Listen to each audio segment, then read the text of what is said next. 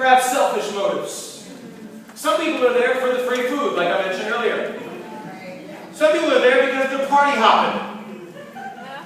You know what I mean? And some people are there to take advantage. You know, as we think about the church, some people come because they're looking for a meal. And initially that might not be a horrible motivation, but if that stays the motivation after they learn about Jesus, it would be very dangerous. That's their motivation. Some people are here for the free food. That's good too at the beginning, right? But eventually it becomes more than that. Some people are church hopping. Some people are looking to take advantage. We have all different types of people coming in. You know, the host, especially the king in this story, would have provided all anyone needs to be able to be at that wedding. Any instructions, any kind of thing that would happen specifically, much like the wedding we were at last night. We were told where to go, when to go. The MC was all over it. You're going to go to this room for this, then you're going to go to the green room for this, then you're going to eat your entree over here, then you're going to have your watermelon over here, which is great, and you're going to do all this good stuff. Now it's time to dance. Even that is instructive, right? You are sitting. You need to stay seated. Now it's time to get up. Now it's time to applaud to the right. Now it's time to go dance. It's a little bit like, okay, I'm like a robot, and I'm not going to do it. And actually hit the robot in the dance. What happens in verse 11? Look at your text. This guy forgets something. What is it? Alright, now some of us are like, oh, the guy's naked. No, he's not naked, okay? Out of the gutter, alright? Actually, that's what I thought. I had to do some reading. Alright, at a wedding, in this situation, there would have been proper wedding attire that everyone would have showed up with. But if they didn't have it, the king would provide it. The king would provide anything as they needed. Why do you think the king is so offended? I mean, so the guy forgot. Big deal, right? Why does he tie him up and throw him out in the darkness where he grinds his teeth and stuff? Like, what is that all about? Well, if you read between the lines, probably what happened. If the king was offering the attire, hey, let me give you the clothes that are proper to honor my son at this place.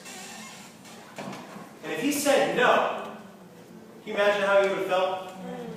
You saying no to the king? Hold up a second. Now, you see everybody else in here? They're following sort of the rules of etiquette here. Who do you think you are coming in here and saying you don't want to be fitted with the proper attire? Wow. You understand? Yeah. So, he gets offended. The guy didn't try the plan. He played by his own rules, not the host's rules. And perhaps there's a myriad of reasons why. Maybe he liked his clothes better. Right? He walked in with his fly suit, with his neon green tie, and he says, I'm ready to dance, you know? And then the king said, no, you got to wear the proper attire. And he said, no, I got my fly clothes on. I'm ready. I came to dance. I came for the food. I came for the ladies. I came for this. I came for that. I'm ready. The king said, who do you think you are?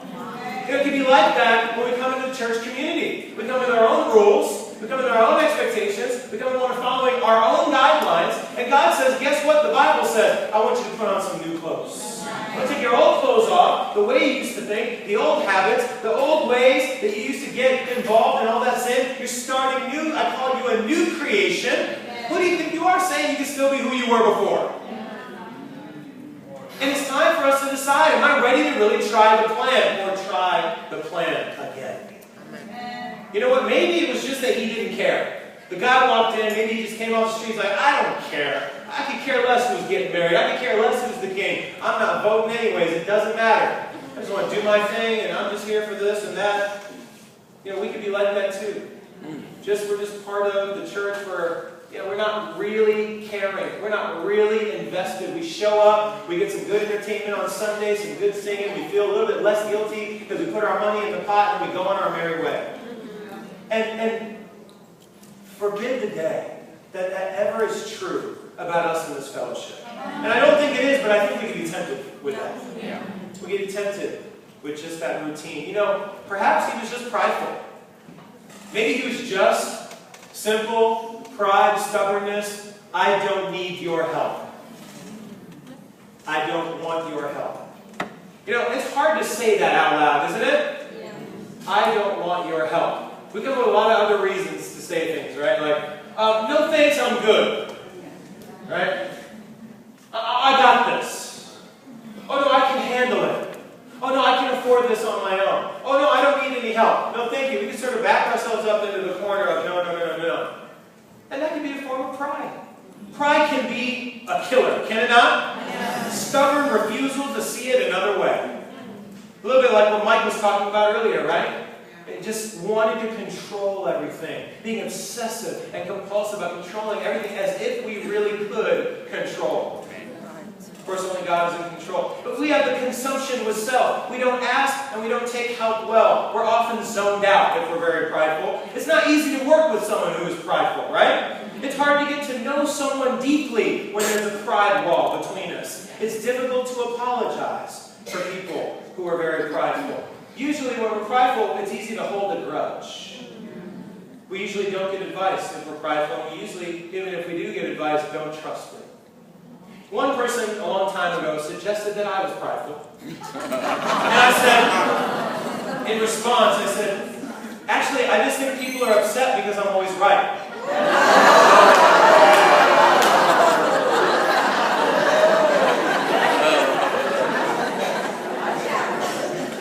Stubborn refusal to see it another way, not asking, not taking help, consumption with self, often zoned out, not easy to work with, hard to get to know deeply, difficult to apologize, hold a grudge, don't get advice, don't trust it. I was just describing me. So someone handed me a book, The Prideful Soul's Guide to Humility. What are you trying to say? I already said it. All right. No, I read it. It changed my life. It changed my life. The Bible changed my life. It taught me how devastating pride is. You know, I gave the plan a try. And even last night as we went to the wedding, we gave the plan a try. We said, okay, we're just going to go ahead and trust the host. We're going to take the invitation. We're going to make all the arrangements. We're going to be people of our word. We're going to show up. We're going to be there. We're going to support whatever happens. And I met 3 amazing people in this short night, last night, that I would have never guessed I would have met otherwise.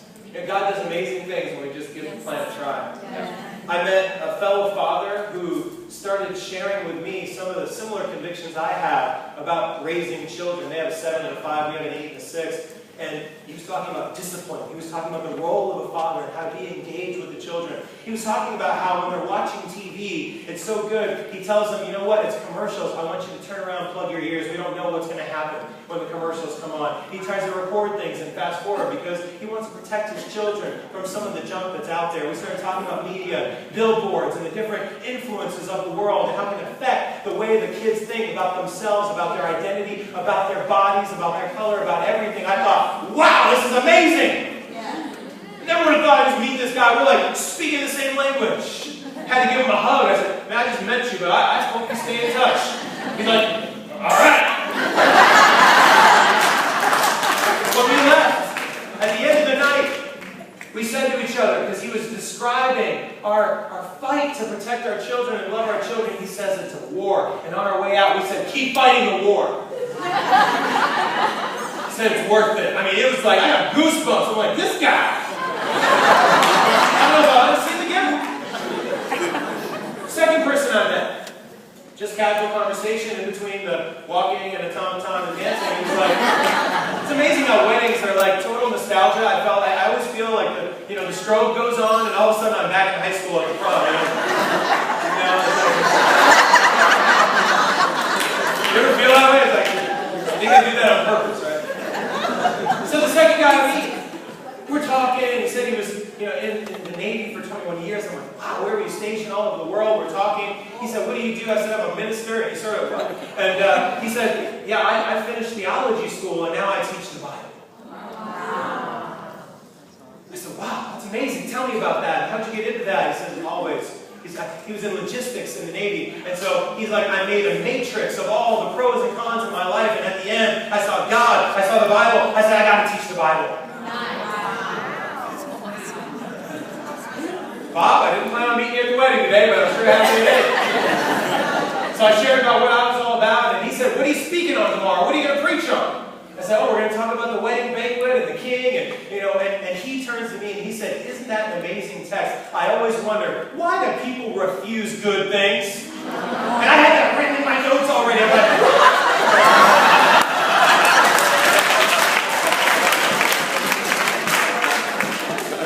so he started giving me tips, like he totally helped me prepare this sermon. Third guy I met. A man who asked me every spiritual question that I could ever think of. We were there for 45 minutes, live, eye to eye. First time we ever met from out of town. And he's just saying, tell me about your church. Tell me about your doctrine and what do you believe and what do you think about this and what about baptism and how does someone become a part of your church and what is the sacrifice and what do you expect and how does this work and how does the money work? And I'm like, oh my gosh. And after 45 minutes, I said, how'd I do? I've never actually sort of laid out everything I believe. He said it made perfect sense.